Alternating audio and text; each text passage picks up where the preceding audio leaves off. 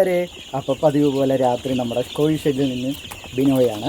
അപ്പോൾ ഞാൻ ഇങ്ങോട്ട് നിന്ന് സംസാരിക്കാൻ തുടങ്ങിക്കഴിഞ്ഞാൽ മൊത്തം ബഹളമാണേ. കണ്ട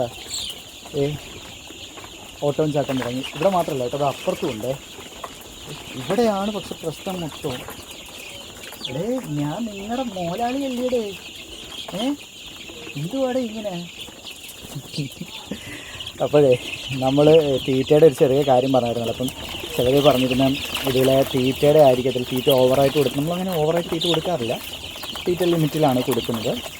തീറ്റ തീർന്നാലാണ് ഞാൻ തീറ്റ അടുത്ത ഇട്ട് കൊടുക്കത്തുള്ളൂ, അങ്ങനെയാണ്.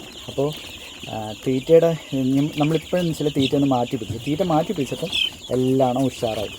നമുക്കങ്ങനെ ചത്തൊന്നും പോയില്ല, പക്ഷേ ഈ സ്റ്റാർട്ടർ കൊടുക്കുമ്പോൾ ഉള്ള ഒരു എനർജി ഇല്ലായിരുന്നു. നമ്മളൊന്ന് തീറ്റ മാറ്റി പിടിച്ചപ്പം എല്ലാ കുഞ്ഞുങ്ങളും ഉഷാറായി. എല്ലാവരുടെ ആ തൂങ്ങി നിൽപ്പും കാര്യങ്ങളെല്ലാം മാറി. പിന്നെ നമ്മളാണെങ്കിൽ ഫസ്റ്റ് ഡേ വാക്സിനും 7ാമത്തെ ദിവസത്തെ വാക്സിനും എടുത്ത കുട്ടികളാണ്. ഇനി എടുക്കാനുള്ളത് 1 മാസം ആകുമ്പോൾ വാക്സിനാണ് ഇനി എടുക്കാനുള്ളത്. ബാക്കി എല്ലാ വാക്സിനും നമ്മൾ എടുത്തിട്ട് നിൽക്കുന്നതാണ്. പിന്നെ വൈറ്റമിൻസ് ഒക്കെ കൊടുക്കാറുണ്ട്, സപ്ലിമെൻറ്റ്സ് ആയിട്ട് വെള്ളത്തിലൂടെ, അങ്ങനെ എല്ലാ മരുന്നും കൊടുക്കാറുണ്ട്.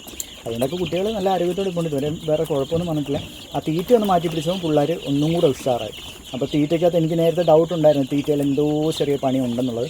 തീറ്റ നമ്മളൊന്ന് ചെറുതായിട്ട് മാറ്റിയപ്പോഴത്തേക്ക് കുട്ടികളെല്ലാം ഓക്കെ ആയി, പഴയതിൽ ഉഷാറായി മക്കൾ. 2 കൂട്ടിലെ ആ കൂട്ടിലാണെങ്കിൽ ഫില്ലായി കേട്ടോ. ഇനി ആ കൂട്ടിൽ നിന്ന് കുട്ടികളെ മാറ്റണം.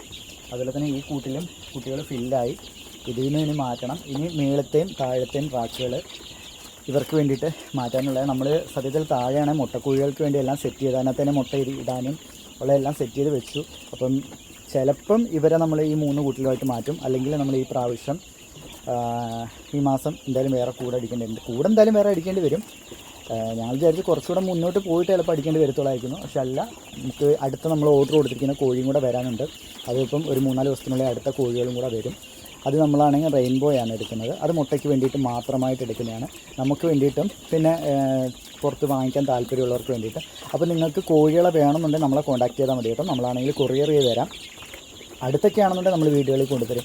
കൊല്ലത്തൊക്കെ ആണെന്നുണ്ടെങ്കിൽ കൊല്ലം, ശാസ്താംകോട്ട, എറണാകുളപ്പള്ളി, അങ്ങനെ ഈ ഭാഗങ്ങളിലൊക്കെ ആണെങ്കിൽ നമ്മൾ വീട്ടിൽ കൊണ്ടുതരും കോഴികളെ. നിങ്ങൾ എത്രയാണെന്ന് വേണ്ടെന്ന് പറഞ്ഞാൽ മതി, നമ്മൾ വീട്ടിൽ കൊണ്ടുതരും. പിന്നെ ദൂരോട്ടൊക്കെ ആണെങ്കിൽ നമ്മൾ കൊറിയർ സർവീസും കൂടെ ഇപ്പം നോക്കുന്നുണ്ട്. അപ്പോൾ ഇനിയിപ്പം കുറച്ച് കോഴികളും കൂടെ വരാനുണ്ട്, റെയിൻബോ ഒക്കെ വരാനുണ്ട്. അവരും കൂടെ വന്നിട്ട് ബാക്കിയെല്ലാം കൂടെ സെറ്റ് ചെയ്യും. അപ്പോൾ ഇവരെ എന്തായാലും ഒന്ന് ലെവൽ ചെയ്തതിന് ശേഷം ബാക്കി നമുക്ക് സെറ്റ് ചെയ്യാമെന്ന് വിചാരിച്ചു. അപ്പോൾ നിങ്ങളുടെ എല്ലാവരും സപ്പോർട്ട് വേണം കേട്ടോ.